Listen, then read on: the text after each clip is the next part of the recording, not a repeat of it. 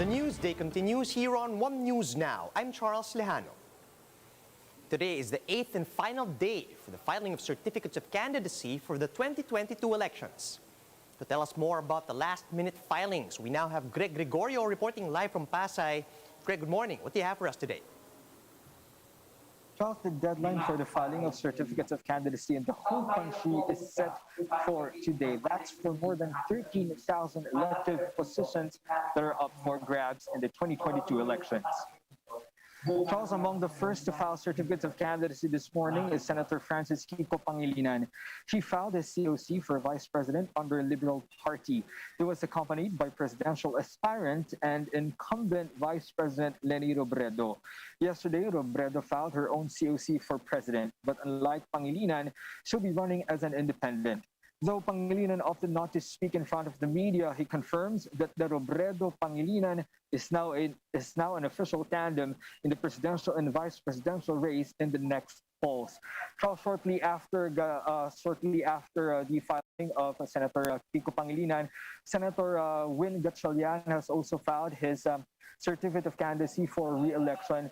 Gatchalian vows that should he win another term in the Senate, he would continue championing for the education sector as well as for the economy. And just a few minutes ago, the representative of Senator Leila De Lima has filed the COC of the senator for re-election. Going back to Gatchalian, Gatchalian mentioned that as he once offered himself as a vice presidential running mate for Mayor Sara Duterte, should she run for the presidential race. Gatchalian said his VP hopes is now off the table, as according to his last conversation with Mayor Sara indeed said that she would rather run for re-election as mayor in Davao rather than taking any other higher post. Charles? Thanks for those updates. We've got a long way to go for the rest of the day. We'll check back with you later on. Thank you, Greg. That was Greg Gregorio reporting live from Pasay. A political analyst says votes for the 2022 elections are already divided due to the number of existing presidential aspirants. In an interview with 1PH sa Totoo Lang, Ateneo School of Government professor Edmund Dayao said that with more than just 3 presidential candidates, the people's votes would already be divided. But as of now, there are 59 people who submitted their COCs to become the next Philippine president. Dayao said that more than their political color, candidates must show how different they are from each other.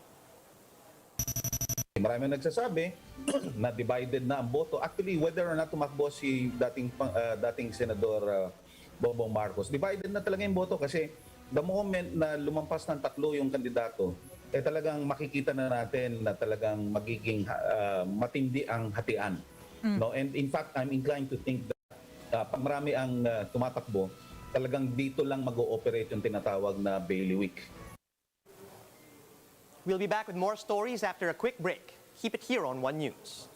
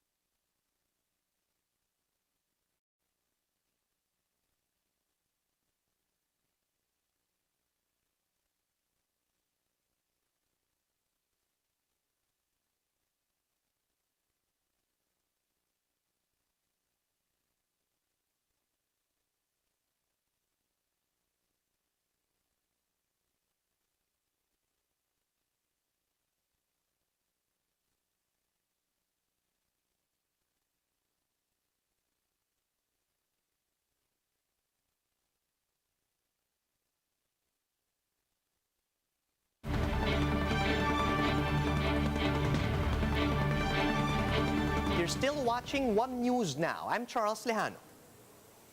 The Philippines came dead last in Nikkei's COVID-19 Recovery Index. Officials have been on the defensive once more, questioning the study's timing. Mobile journalist Pamela Vasquez gives us a front seat to the story.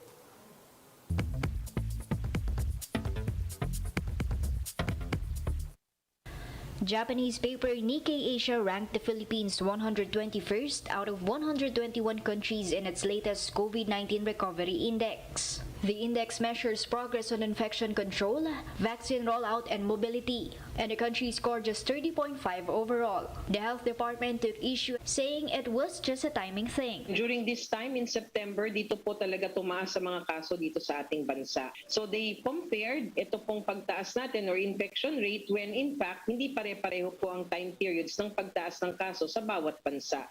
The Nikkei pointed out that the Philippines still had one of the lowest vaccination rates at 30% of the population. The paper said that's low even for ASEAN countries. The DOH once again blamed the distribution of vaccines worldwide.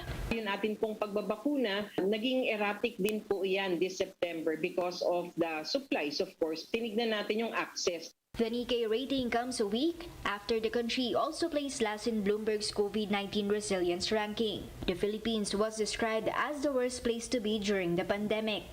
When asked about the Bloomberg ranking, Roque downplayed, saying Bloomberg surveyed only 53 countries. This time, with the Nikkei, Roque claimed that they only look at how much of the economy has reopened, which isn't quite accurate. Ang tinitignan nila, paano nakakabalik na sa dati ang ekonomiya. At syempre, habang nagla-lockdown, hindi po mangyayari na makakabalik tayo sa dati. The granular lockdown system in Metro Manila has been extended to October 15. The IATF also recently expanded the vaccination program to adolescents aged 12 to 17 to begin next week. Mobile journalist Pamela Vasquez, we are One News. After 11 years of construction, the Bicol International Airport is now ready to begin operations. President Duterte led the project's inauguration in Daraga, Albay on Thursday.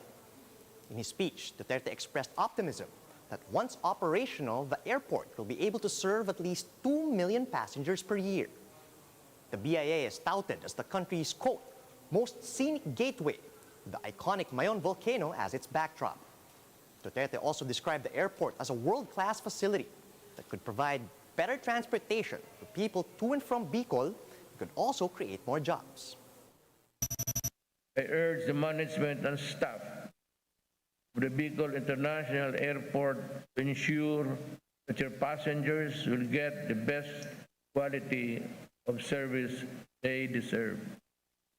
I am confident that once fully operational, this airport will be able to serve the needs of those which expected 2 million passengers annually.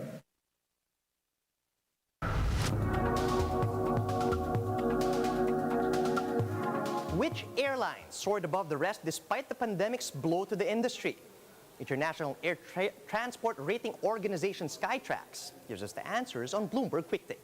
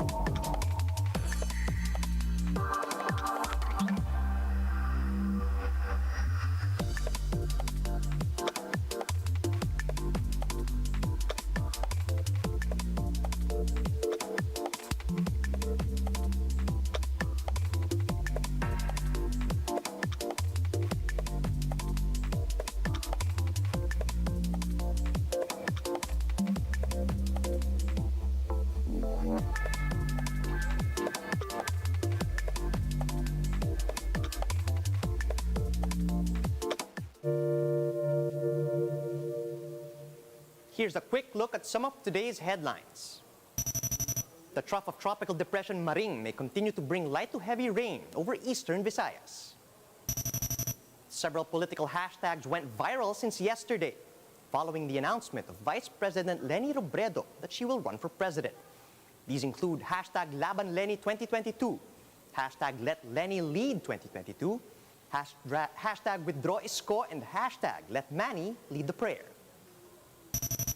And fans stormed Eli Buendia's social media accounts, demanding him to fulfill his promise of an Eraserheads reunion. And those are the top stories at this hour. Join us again later at 12 noon as we continue to monitor the day's biggest stories. You can also catch One News on Signal Play. Just register for a free account at www.signalplay.com so you can stream One News live anytime, anywhere. I'm Charles Lejano. Mask on, wash hands, and stay safe, Philippines. We are One News.